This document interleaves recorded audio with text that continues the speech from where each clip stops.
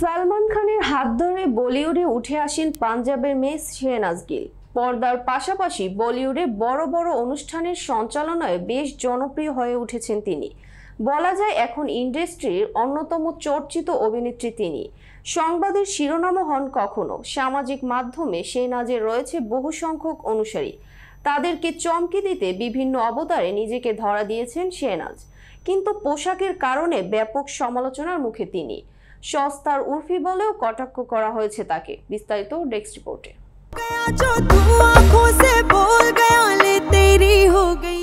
শাহনাজ গিল বর্তমানে সিডনিতে রয়েছেন। সেখানকার সমুদ্র সৈকত থেকেই ইনস্টাগ্রামে বেশ কয়েকটি ছবি ভাগ করে নেন তিনি।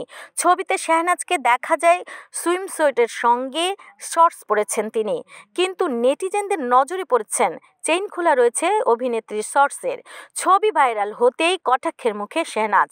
এক নেটিজেনের মন্তব্যে, এমন অপ্রস্তুত পোশাকে কি বোঝাতে চাইলেন শেহনাজ? আরেক নেটিজেনের মন্তব্যে, খবরের শিরোনামে কিভাবে থাকতে হয় সেটা শেহনাজ গিল ভালোই জানেন। শেহনাজ গিল কিসি কা ভাই কিসি কা জান ছবিতে বলিউডে অভিষেক করেছিলেন। এখন ধীরে ধীরে ইন্ডাস্ট্রিতে জায়গা তৈরি করেছেন।